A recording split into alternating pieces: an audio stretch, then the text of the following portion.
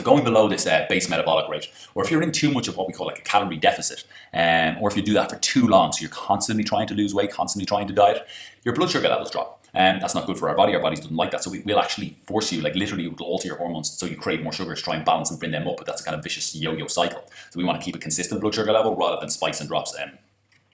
Also then, your body will literally increase your hunger levels because it's trying to get back up to, let's say, for example, for Mary, 2,000 is her kind of, let's say, golden number, what she should be hitting.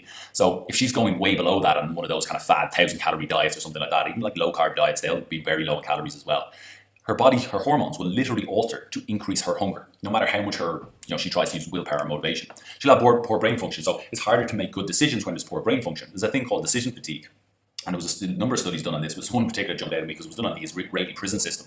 And essentially they looked at prisoners coming up for parole. And you were more likely to get parole as an Israeli prisoner if your appointment in front of the judge was in early morning, one of the first appointments.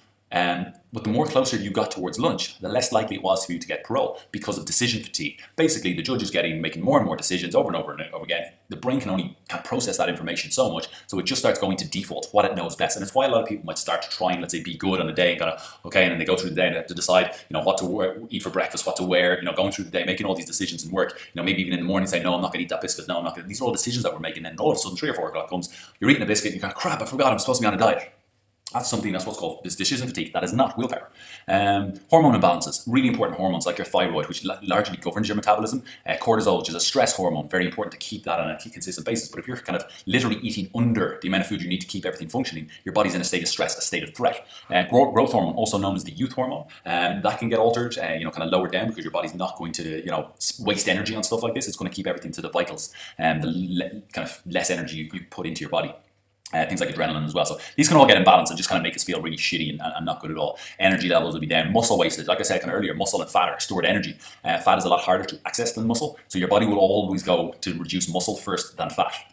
And then things like mood swings, irritability, there's a phrase called hanger, something you haven't eaten in a long time, your blood sugars drop, you get cranky, irritable, but I'm doing that on a regular basis when you're not eating a lot again, just general fatigue and lethargy and irritability can kick in. And then also lowering of sex drive as well. So looking at all these, we can come to one major conclusion, which is the general consensus of diets is they absolutely suck. Diets are not a nice thing to do.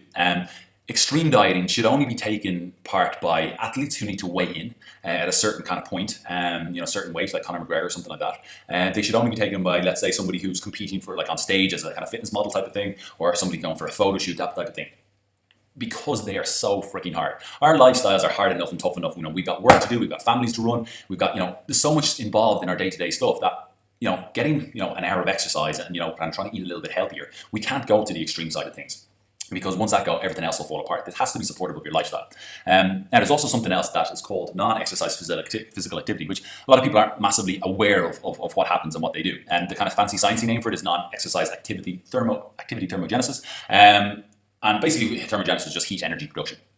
But basically, with non-exercise physical activity, same thing, it's the amount of energy we're expending, kind of, depending on what we're doing outside of exercise. So when you're resting, as you see here, it's like 77 calories per hour. If you're sitting motionless, 80 calories per hour. Sitting while fidgeting ramps it up to 118. That's like a 50% increase. Standing while motionless, about 88 calories per hour. Standing while fidgeting, 148 calories per hour. So as you see, if you're sitting motionless or standing while fidgeting, it's almost double the amount of calories burned per hour. And then obviously start moving, you're walking, etc. So the more essentially movement you can do throughout the day actually makes a huge difference. And this is a lot of times why people go, oh, well, I'm not eating that much, but why am I losing weight? Well, what can actually happen is with non-exercise physical activity, as we eat under our base metabolic rate or the amount of calories we need to really optimize and maintain the metabolism, your body will actually slow down your non-exercise physical activity, unbeknownst to you. So in terms of somebody sitting while fidgeting, kind of nervous energy and moving around, the more they stay on a diet, the less that's going to happen. And it's not a conscious thing, it's a completely subconscious thing. Your body's just trying to conserve energy because it knows it's getting less energy in.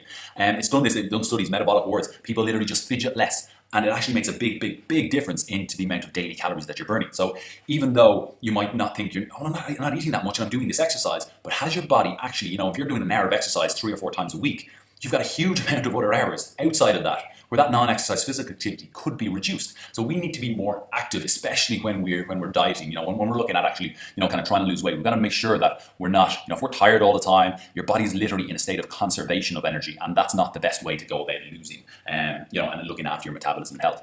So like I already mentioned, increased hunger as well. Hormones will go out of whack. Again, your body's always going to try and bring yourself back to that, let's say Mary's example of 2,000 calories per day. So it'll basically cause you to eat more, cravings, more hunger, while reducing that non-exercise physical activity as well. You'll have decreased energy. So a lot of people say, I'm just tired, or even, people will honestly say to me, I'm just lazy. But my kind of looking into their lifestyle and looking into the amount of food that they're eating, I'm like, well, are you lazy, or you just have less energy because you're not actually supporting your health as well as you could? We go back to that poor decision making. People say, I just don't have the willpower, I don't have the motivation. But like I mentioned on that previous slide, if all of that stuff is happening, that's got nothing to do with willpower and motivation. That has got to do with actually what's going on inside the body. That has got to do with you're not looking after your metabolism enough. And a lot of times the recommendation is we've got to actually increase what we're eating so we can look after the metabolism and make the whole process easier. And we'll touch on exactly how to do that in the next video.